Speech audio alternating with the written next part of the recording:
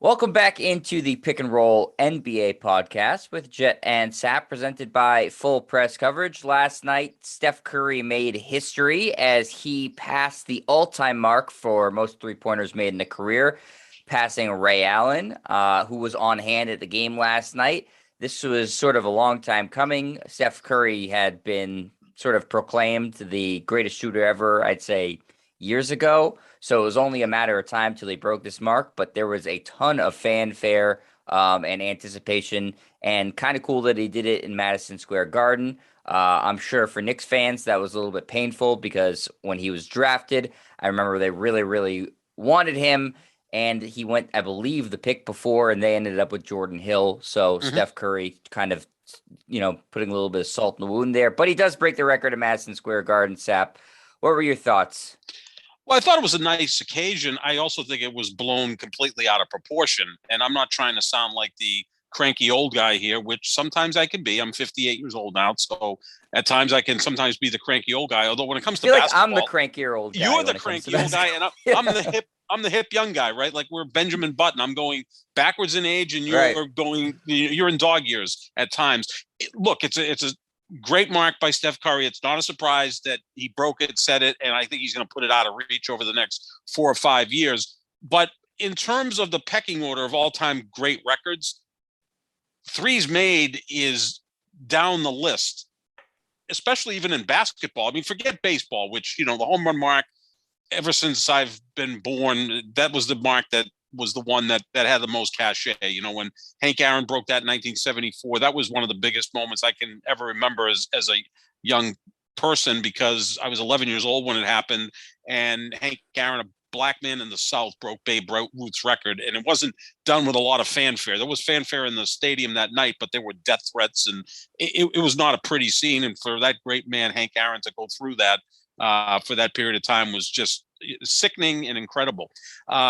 And then, of course, we know that Roger Maris had held the home run record for 37 years till McGuire and Sosa broke it in 1998, and then 3 years later Bonds broke it. Well, there was no celebration for Barry Bonds breaking the home run record in 2001, and there was no celebration for Bonds breaking the all-time home run record in 2007 when he eclipsed Hank Aaron, because people despise Barry Bonds, my favorite athlete of all time. So I guess I am a cranky old man. With Steph Curry, people love Steph Curry. I mean, who doesn't love Steph Curry? Kids love him. Moms love him. Everyone loves him. He is the greatest shooter we've ever seen. But aren't the other records that are there in basketball more impressive? Points, assists, and rebounds are bigger than threes. I mean, threes is kind of like I would say a niche stat or a niche happening. Look, he broke Ray Allen's mark. Meanwhile, LeBron probably it's Abdul-Jabbar's mark for leading scorer in the NBA. I mean, breaking Ray Allen's mark or breaking Kareem Abdul-Jabbar's mark is a bit different, right? We can agree on that.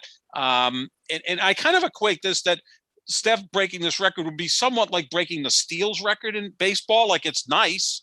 It's impressive, but it's not quite the home run record for a single season or the home run record career-wise, no one's ever going to, break the wins record in baseball.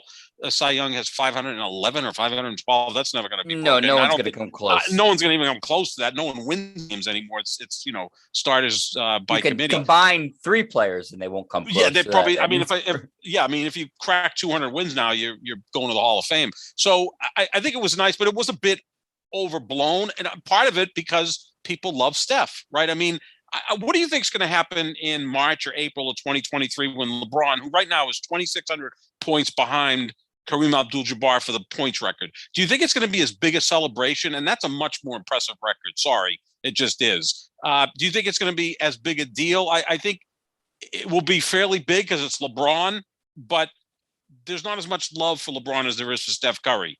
I don't think it's going to be covered the same way as last night the coverage was for Steph Curry. That's maybe me being a LeBron sycophant. I get it, but I just think that Steph is so well loved. There's really no detractors there, and he's 6'3". He's non-threatening. He looks like the average guy you might run into the street, and he sets a record, which again was held by a really good player in Ray Allen, who broke another really good player's record in Reggie Miller. Two guys that are on the all-time 75, the 75th anniversary team. I don't think either really belongs on there, but they're on there. Whereas LeBron's going to break Kareem's record. I mean, that to me would be bigger, but I don't know if it's going to have the same reaction as when Steph broke the record last night. Yeah, I think it will, because it stood for so long. I think it's gonna I mean, I think there'll be more detractors. Certainly, like you said, there's really no Steph detractors. So I think you'll hear, like Skip Bayless and a lot of people saying, well, basically he's just been playing to break this record and stats stuff, and there's, so he should be dinged for that. I'm sure there will be that, but I think there'll be, a big deal. I'm sure that Kareem will be there. Hopefully he's still with us when that happens. And I think there'll be a big celebration. They'll stop the game, present him with something. I think so. I'm not sure it's inevitable. I think he's going to break it, but he needs about 100 games. Right now, he's 2,600 points behind. He's averaging 26 this season. He's averaged 27, it feels like, every season of his career. I don't think he's slowing down. In fact, I think he's having kind of a bounce back, and I'll explain that in a moment why I think LeBron is playing at a very, very high level right now.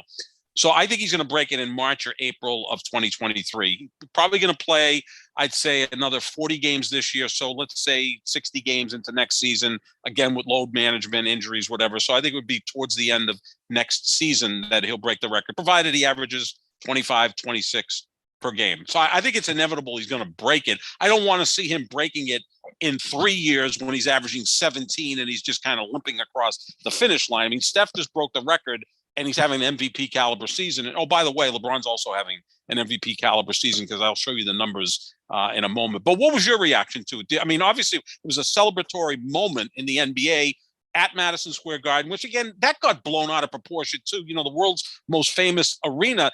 There's been one finals that's taken place at Madison Square Garden since 1973. I mean, it's almost like, now, we've both been to Italy, right? When you went to Italy, did you go to Rome?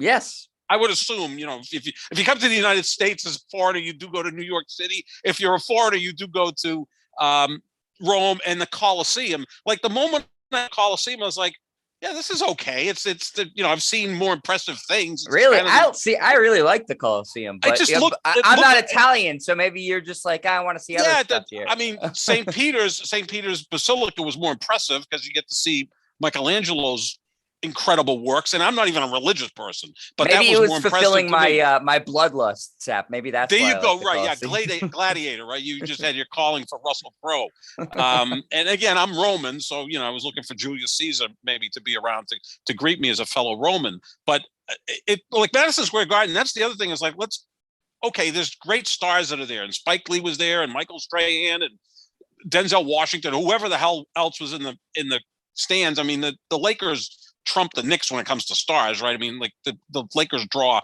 more people. I mean, I think the Forum, which they haven't played in over 20 years, now they're playing in Crypto.com Arena. I think it's officially that now in LA. That, to me, is a better venue than Madison Square Garden. Again, since 1973, there's been one NBA Finals played at Madison Square Garden. Can we get over the fact that that's the world's greatest arena? It used to be, but it's not anymore.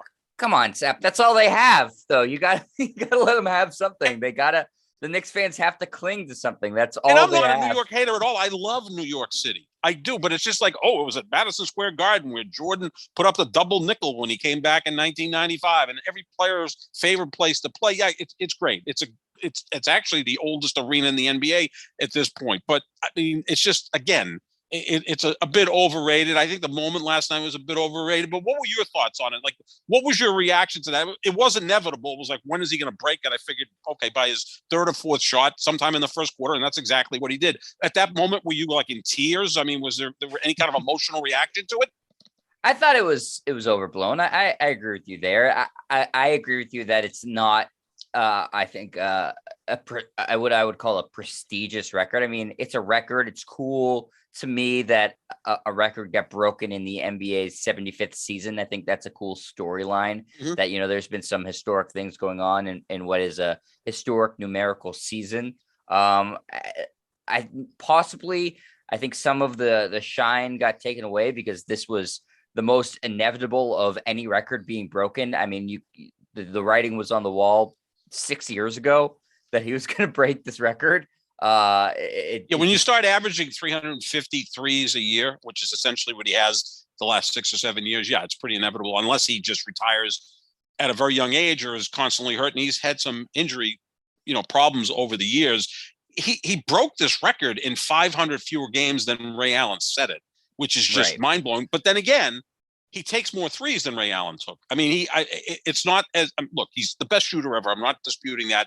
He's a 43% 3-point shooter, which is just insane. That's insane. But Ray Allen was also a 41% 3-point shooter, so he was a great shooter as well. So but it was inevitable, right? That Steph's going to break this record, and I don't even think it's going to be approached by anyone, because where do you think this ends? 4,000, 4,500? I mean, could he get to 5,000 made threes? I mean, it sounds ludicrous, but he's only 33. He's still playing at a ridiculously high level, and he's averaging more than 5 made threes per game. Do the math. I would anticipate too, as he gets older, if he does want to continue to play, which, he may not. He's done everything you need to do in the NBA. He's won MVPs, he's won championships, scoring titles. So he could decide to hang it up at some point. But if he doesn't, I would imagine he would, if anything, take more threes and less driving to the basket. So it's certainly possible he approaches 5,000. That to me would seem like a mark that would be insurpassable. But then again, people are taking more threes than ever before. So maybe, I don't know. I just think records in basketball are, I think, going to be, some of them are going to be impossible to be broken. Like some in baseball are going, like you said, the wins record, that's going to be impossible to be broken.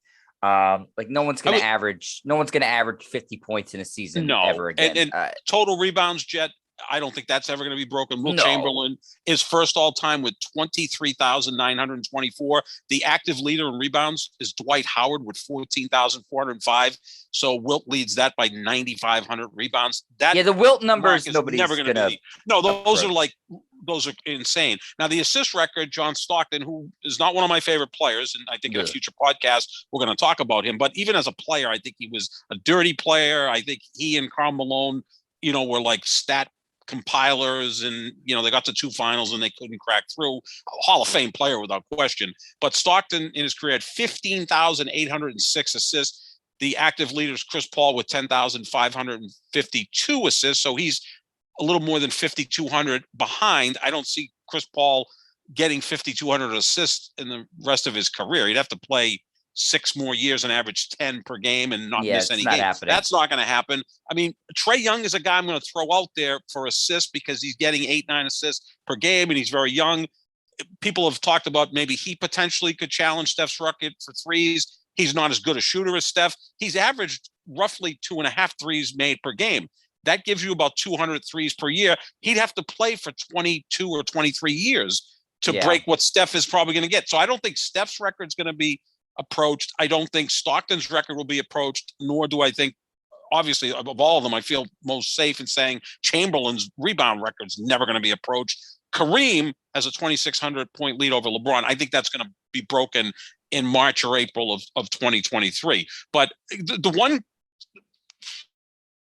one thing I compared it to was steals in baseball, which that's never going to be touched, right? Because first of all, the thing about Steph maybe having his record broken in 30 years, I think I'll be dead by the time someone comes along and maybe even approaches that, is that there are more threes, right? Every year. There's just more threes out there. So maybe some dude's going to come along that can shoot like Steph, but is 6'7" and can even do it better. But in baseball history, Ricky Henderson's the all-time steals leader, 1,406. The next is Lou Brock with 938. The active steals leader, this blew my mind. D. Gordon with 333 steals is the active leader. It's not a thing anymore. It's not even a thing, right? Whereas with Steph, the record, he should get it to 4,000, 4,500. Good luck breaking that. But we do see that there's so many threes being taken right now that, who the hell knows what's going to happen in the next 20 or 30 years or after I'm dead. You might see strictly 3-point shooting. Like no one's going to take twos anymore. That could happen, right? You very well might, and that's what it's going to take is somebody who just is just so efficient and takes a lot of them too, because you have specialists like Joe Harris or even like Kyle Korver, JJ Redick. They were sort of 3-point specialists, but they just don't take enough volume of them to be able to get to that level. So you'd really need you need somebody who is a superstar level player who is efficient at threes and takes a lot. I don't think anybody who's in the league right now is going to approach it. No. So yeah, for me, Sap, the records in the NBA, the ones that are the most meaningful are the individual game records. Somebody, I don't think that anybody's going to touch the 100 points in a game. No. But that to me is the most sacred record in the NBA is the how many points was scored in an individual game. And so those are the records I think that matter the most in the NBA. The Kareem record, the points is certainly one of the gold standards. And I agree with you. I think LeBron will break it. I think somebody could come along and break that one too. Because LeBron, he's been a fantastic scorer throughout his career in terms of his consistency. But I could see, somebody being able to be not as good of a player necessarily as him, right? Score like that and be able to break his record. If Durant, it was more durable than potentially. But I don't force the action more. If Kevin Durant decided in his last 5 years, I'm going to hoist up 25 shots a game, he could probably break the record, if he's healthy, like you said. Like Barry Bonds is the all-time home runs leader in a season and career-wise, and I never think of him as just a home run hitter. He was an 8-time Gold Glove winner, over 500 stolen bases, great hitter. I mean, he did it all. I don't necessarily think of him as just a slugger. I did with Mark McGwire and Sammy Sosa. Those guys were sluggers. With LeBron, it's almost like I think he's a better passer than he is a scorer, but he's going to set the record for most points in a career, and he's also going to finish top 5 in assists. And again, along to that is because of longevity, but it's not like he sucks at this point. In fact, I did want to run these numbers by you because I'm going to make this all about because of course LeBron. You did, right? Of course. Okay, so Steph this year is averaging 26.9 points per game. LeBron's averaging 26.3 points per game. Steph's averaging 5.5 rebounds. LeBron 6.1 rebounds. Steph 6.1 assists. LeBron 7.1 assists. Now I get that Steph has played more games than LeBron, but by the end of the season, maybe they'll be a lot closer in that. Field goal percentage this year, I'm talking twos and threes. Steph is shooting 43% from the floor. LeBron 51% from the floor. Now LeBron doesn't take as many threes as Steph, but he takes a lot. In fact, I think he takes too many threes. Effective field goal percentage, Steph is at 56%, LeBron is at 58%. My point being is everyone's talking about Steph's the clear front runner for MVP and that LeBron is washed up. I don't think that that's the accurate. I still think LeBron, along with Durant, Steph, and Giannis, those are the 4 best players in the league. And I'm going to compare LeBron to Barry Bonds. Now, Barry Bonds, whatever he did to start hitting home runs in 2000, 2001, and beyond, okay, that's another discussion for another day. But I think when McGwire and Sosa were breaking and setting the records and becoming the 2 most popular players in baseball, Bonds, who is one of 5 or 6 legitimate sociopaths that I've ever seen as an athlete, like Tom Brady, Kobe Bryant, Michael Jordan, Tiger Woods. Those are the 5 guys I consider sociopaths, like insane competitors. LeBron's not that guy. He's too nice a guy to be that. But those 5 guys are just nuts. So I think in his own mind, he was like, interesting. Griffey's now the most popular player. He's considered the best player in baseball. These 2 guys who I'm 10 times better than are breaking home run records. Don't forget about me. And then he went on a 5-year run where those numbers from 2000 to 2004 are like unsurpassed in the history of baseball. I think LeBron is getting a little fired up about this. Like, hey, don't forget about me. I know Giannis is the best player in basketball. At least I think he is. And I think you're right there with me. And Durant and Curry are great. And it's like, don't forget about, he now wears number 6 in purple and gold. He's still in the discussion. And they're 10-6 when he plays, and they're 5-8 when he doesn't play, or whatever the records are. I think he's kind of saying, don't forget about me. And I think that's why his play is elevated. He was just player of the week. The last month he's played as well as ever. So I think that this has kind of fueled him a little bit, with Steph breaking the threes record and being loved by everybody, and Giannis being the guy that everybody respects because he stayed in Milwaukee and won, and Durant's now considered the best player. I think LeBron's like, hey, don't forget about me. Yeah, maybe there's something to that. I think the biggest thing going in Steph's favor for the MVP thing is the team's record, obviously, Right, and the exactly. Lakers' record just isn't that good right now. And even though they have played better with LeBron, but even with LeBron, they still have one more loss than in limited time than Steph Curry's team has on the season. Right. True. I mean, we talked about this the other week. I had Curry as my MVP as the top of my list, but I've actually switched it based off of last night. Kevin Durant took basically a sickly Nets team with like 6 active players and then laid a triple-double down, and that was following a 51-point performance. Kevin Durant's playing at just like a freakish level right now. Like, I mean, just like literally like there's the NBA and then there's whatever league Kevin Durant is playing in. He's special. I've said this. I mean, how many times can I say this? I think every podcast that this is the greatest all-around scorer in the history of the sport. I'm sorry. He's doing other stuff now too, and he's doing other stuff too, which he can. Right? Yeah. I mean, you get a triple-double. He's an outstanding passer. He's a good rebounder. He can be a really good defender. He's so efficient. It's incredible to watch. Yeah. I mean, he and Giannis, I think, are the 2 best players in the sport. And LeBron's right there with Steph. Those are the 4 guys that I think have kind of separated themselves from everyone else because they have the track record too. It's not like this is their second good year in the league. I mean, these are legendary players. Durant, I would put number 1 MVP. I mean, he actually called me last night to see if I could get on a plane and help him because he had like nobody to play with. He literally was playing with nobody. I mean, I know you can't stand Aaron Rodgers right now. He's still my guy. But Rodgers won a game in Arizona with no wide receivers. He won a game against the Rams with no offensive line. Your guy and Chris Collinsworth guy. Chris Collinsworth. Oh, he loves him. Embarrassing. He loves him some. Embarrassing. He loves him some Aaron Rodgers. That's his guy. I've compared Durant and Aaron Rodgers for years, and I think it's a great comparison in terms of like natural ability. There's nobody better than those guys, and they can just focus in on what they have to do without anyone around them. I mean, look at Durant last year. He comes within a foot of hitting a 3 to eliminate Milwaukee with James Harden being out of shape and on a balky hamstring by himself, right? And Kyrie Irving, out of the series, and when he's there, he's not always there. So those 2 guys are very, very similar. But Durant is he's legendary at this point. Well, not at this point. He has been legendary, right? Sap, you must have loved. Did you see his tweet last night? Skip Bayless was criticizing that was LeBron, fantastic, as he's wanted to do. Durant, yes. I don't like you. He doesn't like Skip Bayless. Exactly. He doesn't like Skip. I don't think many people do. Well, but here's the thing about Skip. He's smart enough. First of all, he's making $6.5 million a year doing what we do. He doesn't care. He's laughing all the way to the bank. And it's almost like Kevin Durant acknowledge me, like even though it's negative. Give him a full week of content. Right. Exactly. So that's great stuff because Skip is all about, Kevin Durant's better than LeBron and Brady's better than Rodgers, which I agree with. Brady is better than Rodgers. I've stopped pushing back on that. That's like been retired. But yeah, so Durant, what he's been doing is incredible. Those are your top 2 leading MVP candidates. And I think Giannis is jumped back in there, right? Because, he's putting up his usual 27, 12, and 6, which is kind of scary. Yeah, and the defense. See, that's the thing that I think can separate from everyone because he's also younger than these guys.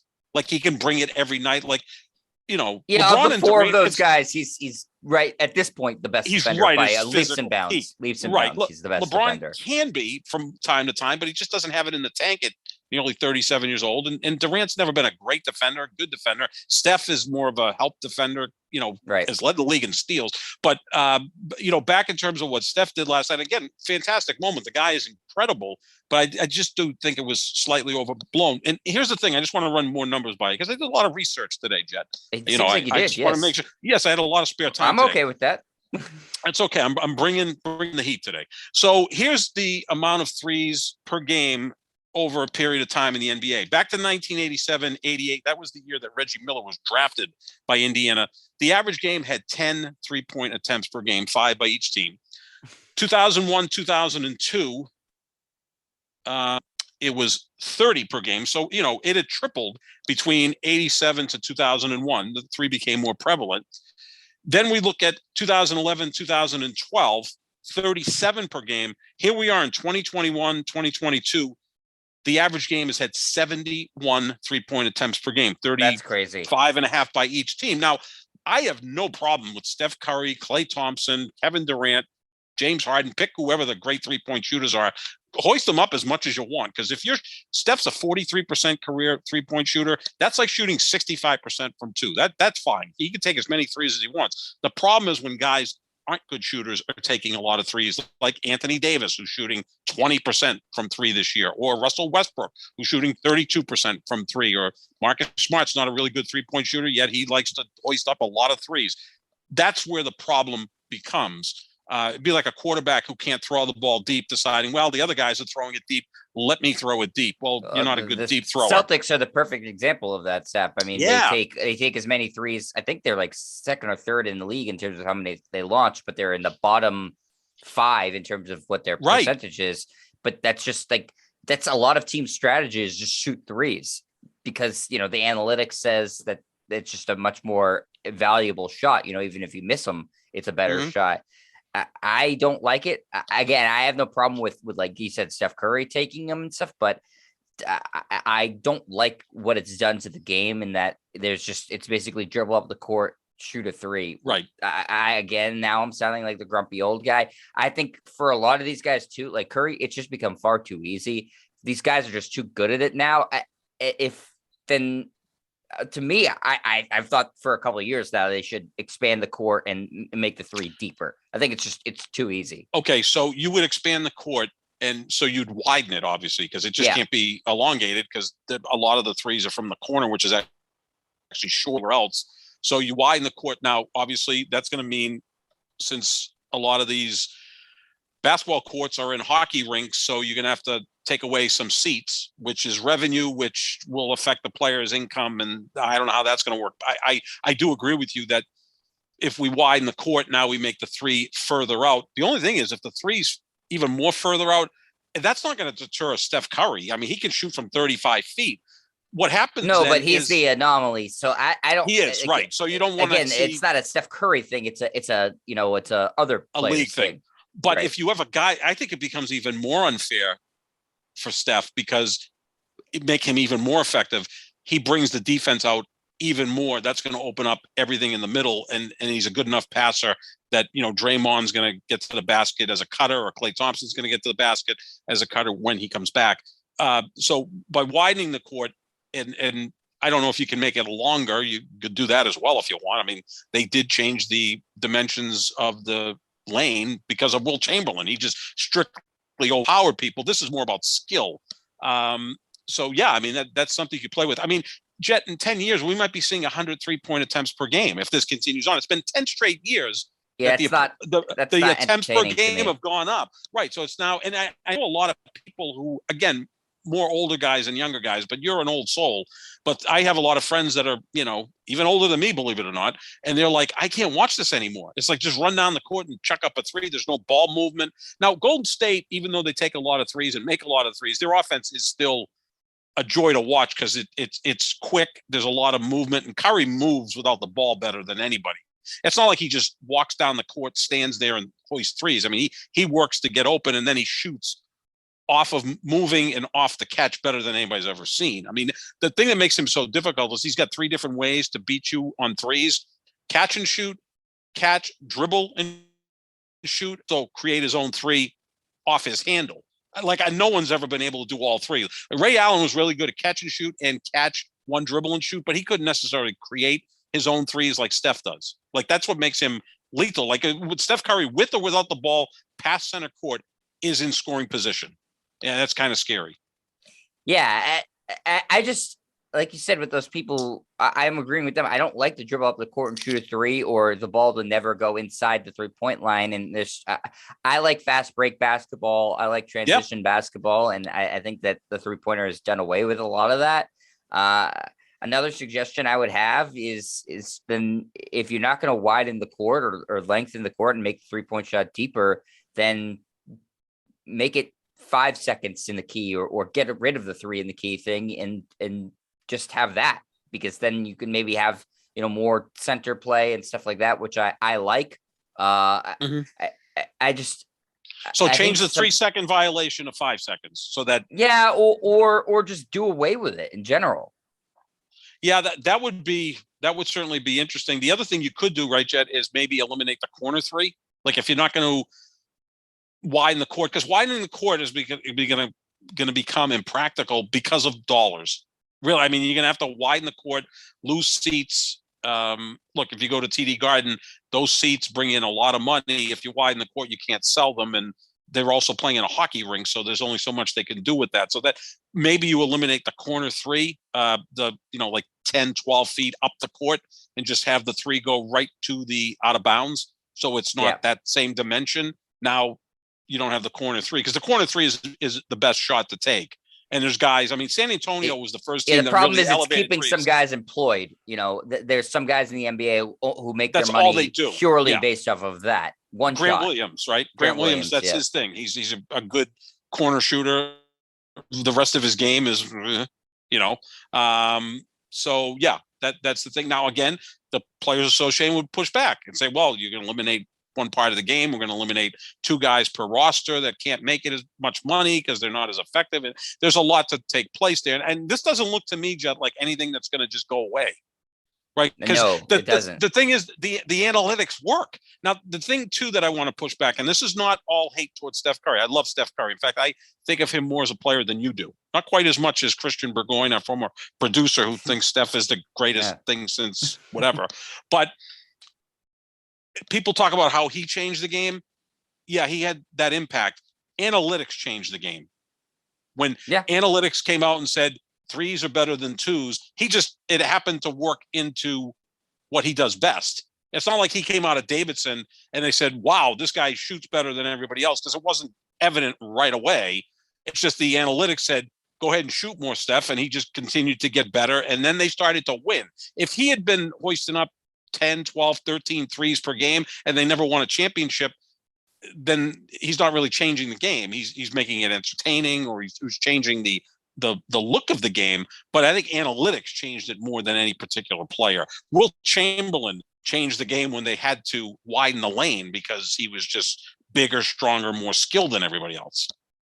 Yeah, I agree with you about the analytics changing it too. I would say that Steph has changed the game more than any individual player since Wilt Chamberlain. That's not saying he's the best player or anything like that. Oh, absolutely. The stylistically, what he's done has been, a game changer, and he's one of the greatest players of all time. I'm not going to be that stubborn and push back on that. I think that when people talk about him as a top 10 overall player, I think that's getting it's going to be difficult for him to crack that. I think it's more likely that Durant will crack the top 10 before Steph Curry, because Durant can do more. If I'm starting a team, I'd take Kevin Durant 10 times out of 10 over Steph Curry and not even think about it. I would sleep like a baby. He's 9 inches tall. The only thing is that, and people will hold this against Durant, that he has never won a championship without Steph Curry, and Curry did win a championship without Kevin Durant. So we had that debate a couple of weeks ago where who's had the better career. And on the surface, it's like Durant's had a better career. He scored more, rebounded more, almost as many assists, better defensive player, all that stuff. But it's like, Curry has the 2 MVPs to Durant's 1, and Curry has 3 titles to Durant's 2, and Durant needed Steph to win those 2. So, right. But I think if one of them could crack the top 10, it's probably Durant. If Durant wins another championship or 2, and you put him above, I would put him above Oscar Robertson probably sooner rather than later. I mean, I think that's likely to happen. Will he surpass Kobe? Now, Kobe, 3 of his 5 championships, he was the second best player on the team. So, we can hold that against Kobe. Could you put Durant past Duncan? Different players, right? I mean, completely different players. And then now we're talking, can Durant get to the Bird level? Yeah, he can. I know people in the Boston area say, oh, hell no. But, you don't have to watch much of Kevin Durant to realize he's an all-time great. And the same thing It's about Steph titles Curry. now for him. Yeah, it's about titles. It becomes titles. Exactly. It's like it is with LeBron against Jordan. Because those two, LeBron's at a different level. He's chasing Jordan, whereas Durant's chasing, I don't know, Kobe, Oscar Robertson, Tim Duncan, maybe Larry Bird, Magic, in that group. Whereas LeBron and Michael kind of separate themselves from everybody, with the possible exception of Kareem and Bill Russell, but those are big guys, so that's a difficult conversation to have. So yeah, I think that's going to be interesting to see what happens. And these two guys, Curry and Durant, they're not going anywhere. It's not like they're washed up. They're playing at an incredibly high level, and the game looks like it's become easier for them. It's almost like when you watch quarterbacks in the NFL, right? You watch, okay, the two best quarterbacks in the NFL remain Tom Brady and Aaron Rodgers. One's 44, one's 38, because the game looks so easy for them at this point. They've kind of mastered it. Well, Kevin Durant and Steph Curry have mastered the game of basketball, and it looks kind of easy for them. Like, yeah, why and this would they season retire? they're both playing with a hand tied behind their back. They Curry hasn't had Klay Thompson, and Kevin Durant hasn't had Kyrie Irving. Has had kind of a confused James Harden, who still hasn't really adjusted to the rule change. I like that. He's untracked in a fool every week, by the way, James Harden, which is awesome. And because he'll have plays where you're like, what? Like, he just will like turn the ball over. He won't chase out to the ball. Like, he does seem confused out there sometimes, but it doesn't matter. That's a good way to throw Kevin Durant on any team in the league. Yeah, they're a title contender. I told you, Durant reached out to me last night. He likes me, not Skip Bayless, and he said, can you make it out here? We need some bodies. And I'm 5'9", 240. I don't know what the hell I do. I said some nice picks for Durant, like he needs anything. But Patty Mills scored 30 for them last night. What a great addition he was, wasn't he? Oh, I mean, man, he's a good player. Yeah, he's a championship caliber guy, right? He's like a Kyle Lowry, one of those guys. I mean, he's not as good as Kyle Lowry, but he's a guy that, understands his role and is going to come up big in those situations. So, I mean, Durant and Curry, they've got many good years left, because again, their game is so easy. Especially Durant, it looks like he could play in his slippers and it wouldn't even really impact him. He's so easy to play with too. And he's so easy, and so is Curry. They're so easy to play with because they really are so efficient. Like you said, double teams don't mean anything to them. Even because Curry, you have to double in the backcourt if you're going to double him, because he just drive up and shoot it. Durant is basically taller than everybody else too, so he'll just shoot over two people. Right, exactly. Yeah, the two most confused players in the league right now are Harden and Westbrook. Westbrook has some of the most mind-blowing turnovers I've ever seen, where he just like the other night he had a pass and he threw it to the bench. Like, just right to the bench. I wonder if Westbrook needs to have his vision checked. Like, is he seeing who's, on the court or not on the court? But again, Westbrook's not going to age well because he's not a skilled guy. He's more of an athletic guy. Harden is a skilled guy, but I think he's still having problems with that hamstring. And he relies so heavily on going to the free throw line. And if they're not putting him there, that's going to impact how he plays. He's still doing what he does. He still gets 8 rebounds, 9 assists a game, and then 20 points. I mean, those aren't bad numbers, but they're not the level of what James Harden was. So he's not in good shape. Like, he just doesn't. He isn't in good shape. Yeah, reminds me a little like Paul Pierce never looked to be in good shape. I mean, because he always played kind of an old man's game. Yeah. And he still could be very effective at that, but who knows if Harden's still dealing with that hamstring, or like you said, I think that's a great word you used. He's confused. Like, he just doesn't know what the game is about right now. And that's a bad spot to be in as an NBA player.